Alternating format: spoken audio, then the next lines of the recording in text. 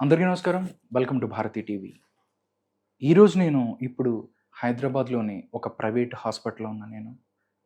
శేఖర్ భాష మీద నిన్న విచక్షణారహితంగా దాడి జరిగింది.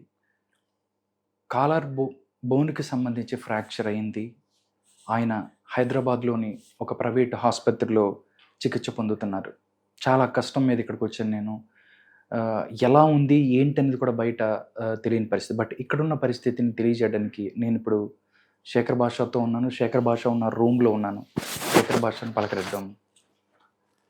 హలో శేఖర్. Hi hi. ఎలా ఉంది శేఖర్ ఇప్పుడు? పర్లేదు. పర్లేదు. శేఖర్ నిజంగా అంటే ఒక ఉద్యమం అంటూ వచ్చిన పరిస్థితి అప్పుడు తెలీదా? అప్పుడు అనుకున్నావా ఇలాంటిది కూడా ఫేస్ చేయాల్సి వస్తది అని చెప్పి అనుకున్న పరిస్థితి ఉందా? నేను ఉద్యమం లేకపోతే ఉద్యోగం అనుకోలేదు. ఏదో ఒక సహాయం చేస్తాను. ఎవరైనా నాలా బాధితులు ఉంటే వాళ్ళకి ఏదో చిన్న చిన్న సహాయాలు చేసుకుంటూ ఉన్న టైంలో ఇలాగే రాజస్థాన్ కేసులో కూడా ఇది ఇక్కడ తేడా ఉందని చెప్పి నేను ఇట్లా స్టార్ట్ చేసినప్పుడు అక్కడ వైరల్ అయ్యి ఇంకా అది మీడియా ఉద్యమంగా మారింది. మీడియా చాలా మంది రోజు పిలుస్తూనే ఉన్నారు. నేను 4-5 సార్లు వెళ్తాను. తర్వాత కొత్తగా చెప్పేది ఏం లేకపోతే నేను ఆగిపోతున్నాను. కానీ ఈ కేసులో తొవ్వే కొద్ది నిజాలు బయటపడుతూనే ఉన్నాయి. కొత్తగా ఏవో ట్విస్టులు వస్తూనే ఉన్నాయి. అలా ఫైనల్గా ఇప్పటిదాకా రాజతరుణ్ లావణ్య అనుకున్నది ఇప్పుడు కథ మారి లావణ్య చిన్న చిన్న అంటే 20 ఏళ్ల వయసున్న ఆడపిల్లలకు కూడా బలవంతంగా డ్రగ్స్ ఎలా అలవాటు చేసి వాళ్ళని బ్లాక్మెయిల్ చేసి వాళ్ళ జీవితాలు ఎలా నాశనం చేసింది అనే విషయం ససాక్ష్యాలతో మనకి ఆ అమ్మాయి విక్టిమే వచ్చి మనకి చెప్పడం చాలా అది విన్న తర్వాత ఇంకా ఐ థింక్ ఇది మీడియా ముందుకు వెళ్ళాలి ఖచ్చితంగా. నేను కాదు వాళ్ళని చూపించాలి అనుకున్నప్పుడు వాళ్ళు జనరల్గా రావడానికి భయపడ్డారు.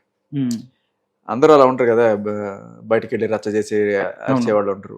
సో ఆ అమ్మాయి రాకుండా నేను కొంచెం ధైర్యం చెప్పి తీసుకొచ్చాను. కానీ అప్పటికే అమ్మాయి మొహం కనపడకుండా ఇవ్వడానికి వచ్చింది ముందుకి. ఓకే, అంటే నిన్న ఎగ్జాక్ట్ గా ఏం జరిగింది, నిన్న దాడి ఎలా జరిగింది అనేది కూడా అదే ఎప్పుడైతే ఆ అమ్మాయిని క్లారిటీ లేని విషయం ఆ అమ్మాయిని ఎప్పుడైతే బయటికి తీసుకొచ్చానో ఇక్కడ కూడా మీకు చూస్తే శేఖర్ చూడండి ఇక్కడ కూడా తగిలింది. ఒకసారి చూపించండి కెమెరామెన్. ఇక్కడ కూడా దాడి చేసిన పరిస్థితి చేతి మీద. అంటే ఏంటి వాళ్ళు వచ్చింది గూండాలతో వచ్చారు అని చెప్పిన పరిస్థితి. ఎగ్జాక్ట్ గా నిన్న ఏం జరిగింది సంఘటన అంటే ఏం చెప్తావు శేఖర్? సార్ ఇది ఎప్పుడైతే నేను ఈ విషయం బయటికి తీసుకొచ్చానో అప్పటి నుంచి లిటరల్లీ బూతులు మాట్లాడడము, చెప్పులు సేరేయడము ఇలా అనమాట. అంటే నిజం చూపించకూడదు, దాని గురించి మాట్లాడకూడదు. చూపిస్తే దానికి ఏదైనా సందేశం ఉంటే చెప్పుకోవాలి, లేకపోతే లేదు. బట్ ఇలా కావాలని డైవర్ట్ చేసి వీడు రాకుండా చేయాలి. వీడిని బూతులు తిడితే రాడు, లేకపోతే వీడు బూతులు తిడితే మధ్యలో లేచి వెళ్ళిపోతారు. ఇదే మనకు కావాల్సింది. వెంటనే అక్కడ ఫోన్ చేయండి, వీడు ఎక్కడుంటే అక్కడ ఫోన్ చేయండి, బూతులు తిట్టండి. ఇదే పని అనమాట. సో అలా ఫస్ట్ ఒక ఛానల్కి వెళ్ళాను. ఆ ఛానల్లో ఆయన దిలీప్ శంకర్ గారితో బూతులు తిట్టించారు. తర్వాత అక్కడి నుంచి నేను లేచి వచ్చేసిన తర్వాత మళ్ళీ వేరే ఛానల్లో పిలిచారు. సో యాక్చువల్లీ నేను నిజంగా వెళ్ళాలనుకోలే. అయిపోయిన తర్వాత నాకు కొంచెం చిరాగ్గా ఉండింది. ఆవిడ చాలా ఎంత లేట్ నైట్ అయినా పర్లేదండి రండి అని రిక్వెస్ట్ చేస్తే ఆల్మోస్ట్ 11 o'clock టైం. 11 o'clock అదే అంటున్నాను. జనరల్ గా అడగరు అట్లా. బట్ ఆవిడ మీకు వెయిట్ చేస్తాను సార్ మీరు వచ్చాయండి అంటే నేను ఇంకా పాపం లేడీ అంత వాళ్ళే వెయిట్ చేస్తుంటే బాగుండదు కదా అని నేను నా ఫ్యామిలీ టైం కూడా పక్కన పెట్టి అక్కడికి వెళ్ళి ఇంటర్వ్యూ ఇవ్వడం జరిగింది. సో వెళ్ళినప్పుడు ఇంటర్వ్యూ ఇస్తున్నా, అది లైవ్ కదా, అక్కడ లైవ్ వెళ్తుంది. ఈవిడ ఫ్యాక్ట్స్ ఒక్కొక్కటి ఏమేమి బయట పెడతానో భయం నాకు తెలిసి, నెక్స్ట్ ఏం పెడతాడో అనే ఆ భయానికి వాళ్ళకి విపరీతంగా ఫోన్లు కొడుతుంది. ఇంకా ఫోన్లు కొడితే వాళ్ళు ఎత్తితే ఇంకా ఫోన్లో బూతులు తిడుతుంది. ఇంక ఇదే పని.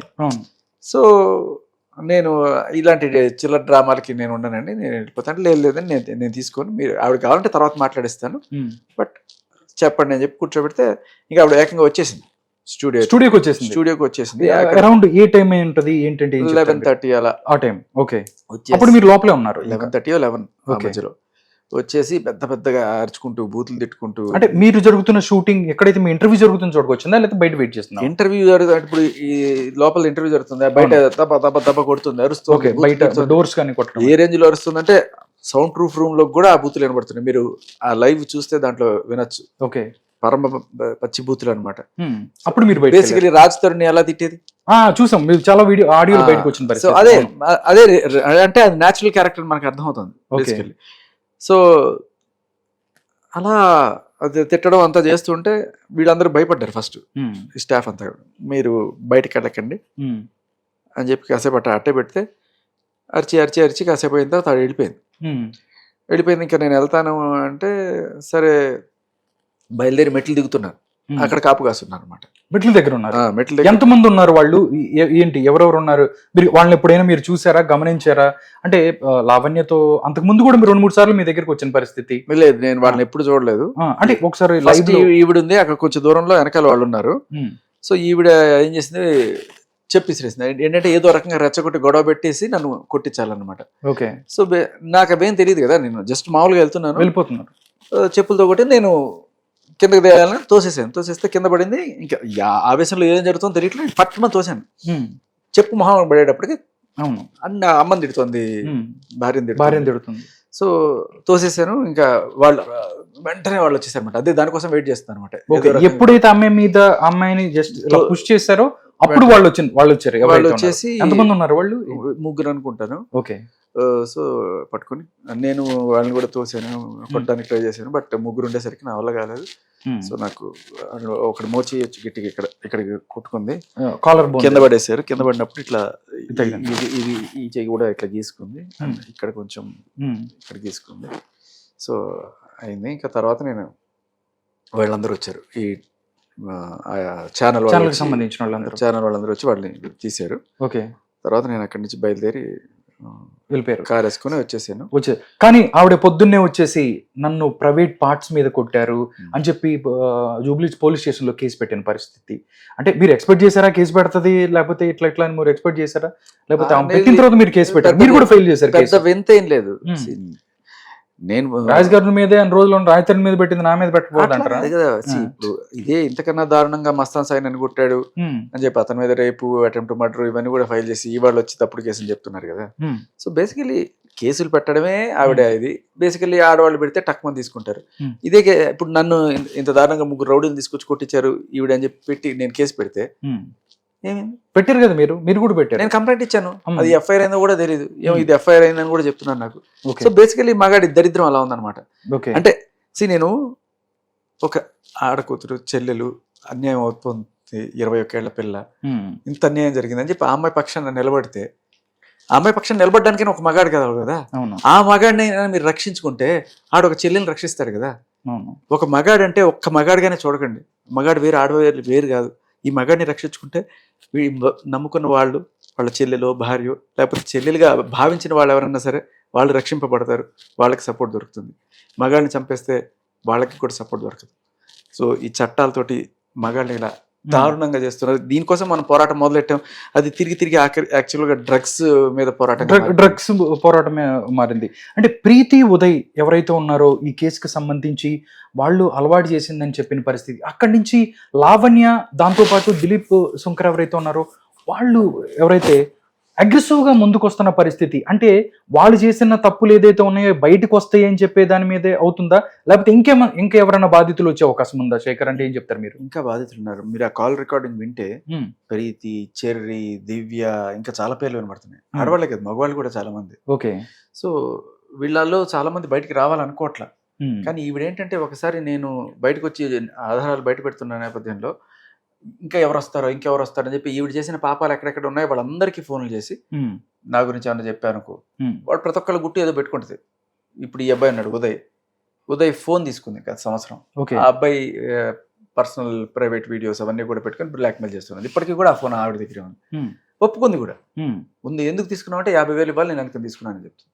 50,000 తీసుకుంటే ఫోన్ పెట్టుకోవాలి, డేటా ఎట్లా వస్తుంది నీకు, పర్సనల్ డేటాని ఎలా ముట్టుకుంటావు? అవును. సో ఇది పరిస్థితి. ఓకే. ఇక ఇలా వస్తారు, చాలా మంది వస్తారు. ఓకే. కరెక్టే శేఖర్.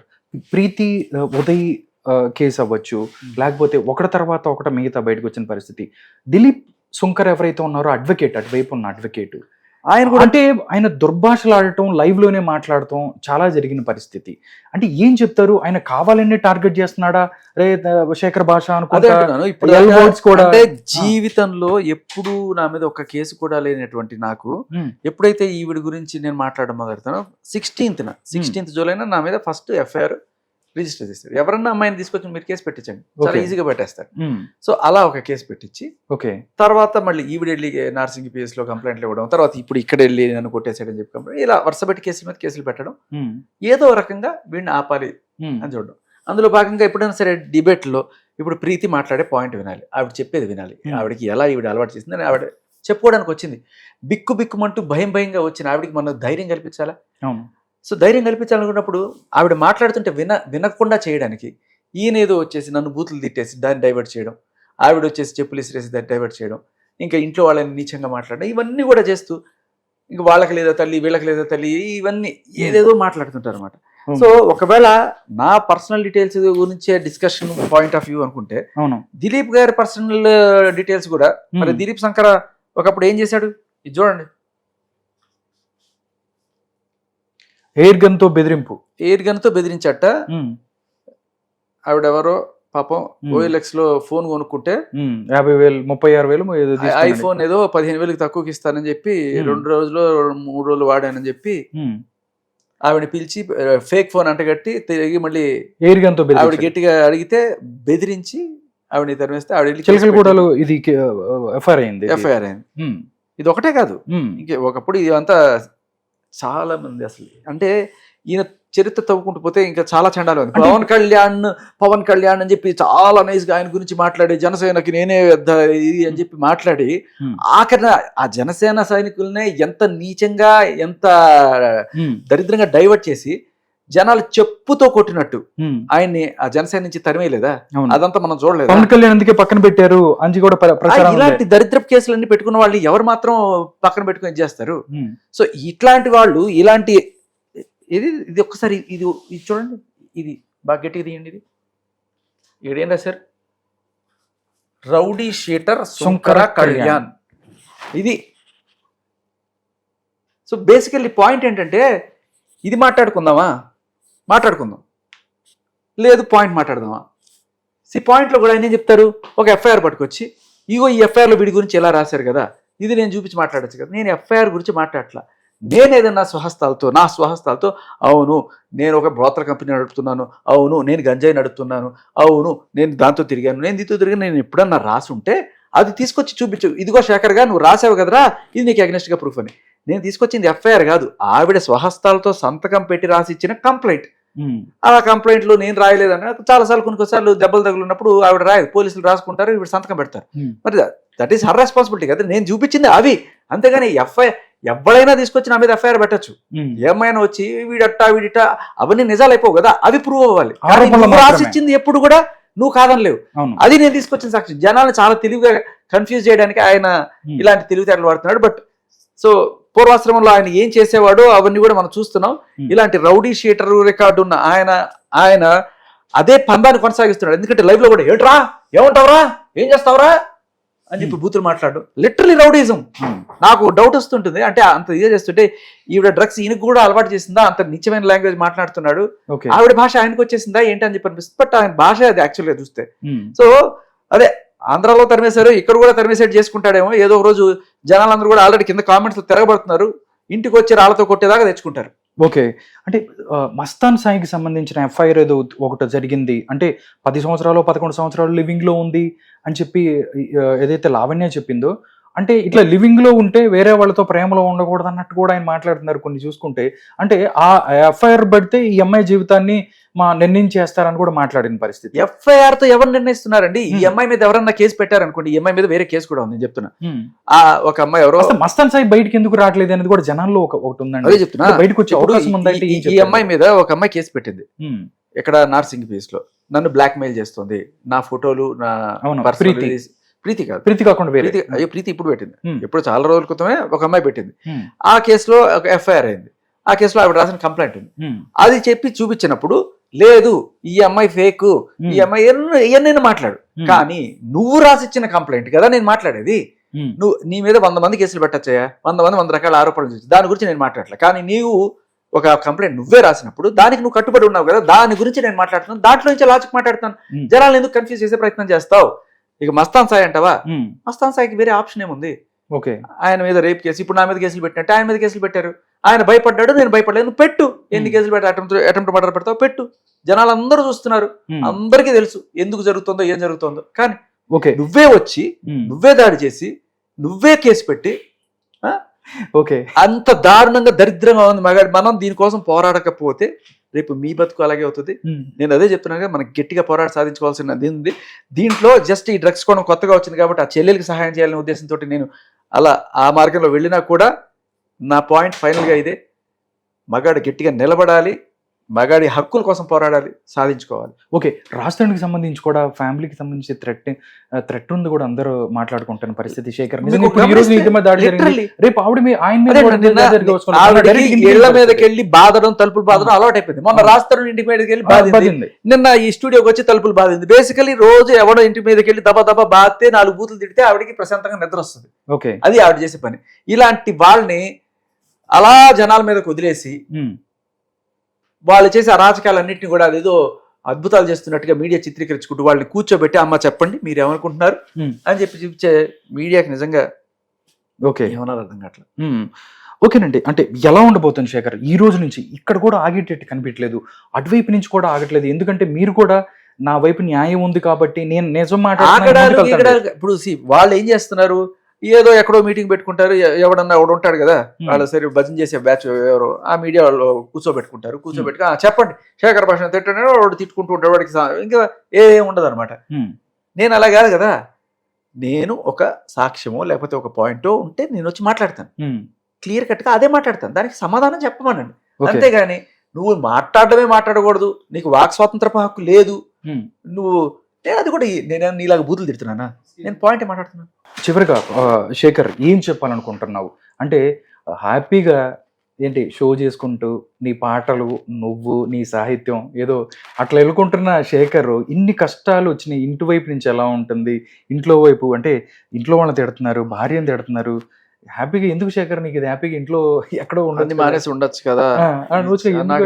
నేను అడుగుదాం అనుకున్నా ఇప్పుడు, ఎందుకంటే ఎప్పటి నుంచి నాకు 20 years నుంచి తెలుసు, నేను అడుగుదాం ఉన్నా ఎందుకు శేఖర్ నీకు ఇది? 20 ఏళ్ళ నుంచి ఒకటే పని చేసి బోర్ కొట్టింది, పాయింట్ నెంబర్ 1. ఇంకోటి ఏంటంటే బాగా బతికా, నువ్వు చెప్పినట్టు హాయిగా ఆడుతూ పాడుతూ పాటలు కవితలు అంత బాగుంది, ఎంజాయ్ చేశాను. బట్ లైఫ్ లో నాకు తెలియకుండా మీ వల్లే, మీ మీడియా వాళ్ళే నన్ను పిలిచి ఇంటర్వ్యూలు చేసి నేను సరికొత్త సాక్ష్యాలన్నీ తీసుకొచ్చి నన్ను ఒక ఉద్యమకారుడిగా మీరే మార్చారు. ఏదైనా సరే ఒక మంచి అవకాశం వచ్చింది జీవితంలో ఏమైనా చేయడానికి. ఎన్నాళ్ళు తింటాం పోతాం, ఏదో ఒక రోజున బతుకుతాం, పిల్లలు కంటాం, కానీ ఒకటి చేయడానికి వచ్చింది కదా. అది కూడా నేను నిజంగా ఇది దేశ సేవ అని కూడా ఏదో చెప్పట్ల, మనిషికి సేవ. మనుషులు అందరూ కూడా ఇప్పుడు నా దగ్గరికి ఇట్లాంటి 10 మంది 15 మంది వస్తారు, వీళ్ళందరికీ నాకు తెలిసిన సాయం చేయొచ్చు, నా టైం తక్కువైపోతుంటుంది. ఇలా కాదు, చట్టాన్నే మార్చగలిగితే, ఒక 498A మార్చగలిగితే, ఒక 493 మార్చగలిగితే, ఒక 69 BNS, ఒక 68 ఇవి కనుక మనం మార్చగలిగితే వేల మందికి లక్షల మందికి సాయం చేసినట్టు మనం. సో ఈ పోరాటంలో నాకు మీరు కల్పించిన ఒక అద్భుతమైన అవకాశం, మీకు ఎందుకు నేను నచ్చానో మరి మొత్తానికి చేస్తున్న ఇంటర్వ్యూల వల్ల నాకు కొంతమంది సపోర్టర్స్ కనుక వచ్చారు.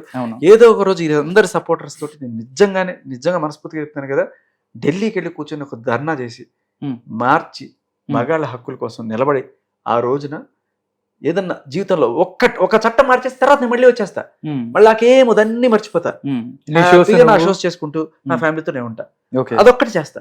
జీవితంలో పుట్టిన దానికి ఏదో ఒకటి చేసిన తృప్తి. ఓకే, తప్పకుండా శేఖర్, నువ్వు తొందరగా కోలుకోవాలని చెప్పుకుంటున్నాను. నువ్వు ముందుకెళ్ళాలి, ఏదైతే నువ్వు అనుకుంటుందో సాధించాలని కోరుకుంటున్నాను. ఇది పరిస్థితి. అంటే ఆయన ఏం చెప్తున్నారు, హ్యాపీగా ఒక షో చేసుకుంటూ ఎక్కడ మంచి పాటలు వినుకుంటూ జోకులు వేసుకుంటూ ఉండే శేఖర్ నిజంగా అంటే ఒకళ్ళు మీరే నన్ను ఇలా ముందుకు తీసుకొచ్చారు, మీరే సపోర్ట్ చేశారు, ఒకదానికి మాట్లాడుకుంటూ ముందుకు వచ్చిన పరిస్థితి. దీన్ని ఇలా కంటిన్యూ చేస్తాను. ఎవరైతే మగవాళ్ళు ఎవరైతే ఉన్నారో వాళ్ళకి సంబంధించి, ఎవరైతే ఆడవాళ్ళకి వాళ్ళ యొక్క రక్షణ కోసం కల్పించిన చట్టాలు ఏదైతే ఉన్నాయో వాళ్ళని మిస్యూజ్ చేసుకొని మగవాళ్ళని ఇబ్బంది పెడుతున్నారు, ఇది మారాలి. ఇక్కడ దీనికి సంబంధించి నేను ఇక్కడే కాదు ఢిల్లీ వరకు అని వెళ్తాను, దానికి సంబంధించి ధర్నా చేసి నా ఈ సమస్యలని ఏదైతే న్యాయస్థానాలకు అవ్వచ్చు లేకపోతే ప్రభుత్వాలకి తెలియజేస్తాను అని చెప్తున్నారు. నిజంగా ఇప్పుడైతే దీనికి సంబంధించి ఇక్కడతో ఇది ఆగేలా లేదు. అంటే అటువైపు నుంచి రీకౌంటరు ఇలా కాకపోతే మాత్రం, కానీ ఒక్కసారి ఆలోచన చెయ్యాలి. అంటే చాలామంది కూడా అన్నారు ఎన్ని రోజులు ఇలాగ సాగదీస్తూ వెళ్ళటం కాదు, నిజం తన వైపు ఉందని వీళ్ళంటే నా వైపు ఉందని చెప్పి మాట్లాడుకుంటాను. ఒక్క విషయం చెప్తాను, ఇవాళ ఫ్రెండ్షిప్ డే ఇలా హాస్పిటల్లో ఉన్నా కూడా పాపం మీరందరూ మీ పనులను మార్చుకుని సండే రోజు కూడా నా కోసం ఇంత దూరం వచ్చి నిజమైన ఫ్రెండ్స్ లా నిలబడ్డారు. Thank you so much. మీరు యాక్చువల్లీ మీడియా కాదు, అందరూ కూడా నాకు చిన్నప్పుడు ఈ 18 ఏళ్ల ప్రయాణంలో ఎంతో మంది ఫ్రెండ్స్ ఉన్నారు. సో ఈవేళ అన్ని పనులు మానుకుని సండే మీకేం పని ఇలా వచ్చి మాట్లాడు. మీకేం పని నిజంగా చెప్పండి. నేను అడిగితే అలాగే ఉంటుంది. మీరు నన్ను అడుగుతారు మీకేం పని అని. అంతే అలాగే జరుగుతుంది. Okay. Happy friendship. Okay, thank you Shekhar. అది పరిస్థితి. శేఖర్ అయితే ముందుకెళ్తానని చెప్తున్నాడు. చూద్దాం శేఖర్ ఉద్యమం ఏదైతే ఉందో మగవాళ్ళ కోసం చేస్తుందా, ఇది ఒక పోరాటం అనొచ్చు, లేకపోతే ఒక సహాయం అనొచ్చు. నిజంగా ముందుకెళ్ళాలి, మగవాళ్ళకి మంచి జరగాలి. ఎవరైతే చట్టాలని వాళ్ళ కోసం ఉంచిన చట్టాలని పక్కదావు పట్టిస్తున్నారో, వాళ్ళ స్వార్థాలకు వాడుకుంటున్నారో వాళ్ళందరూ కూడా ఈ విషయాన్ని గ్రహించాలని కోరుకుంటున్నాం.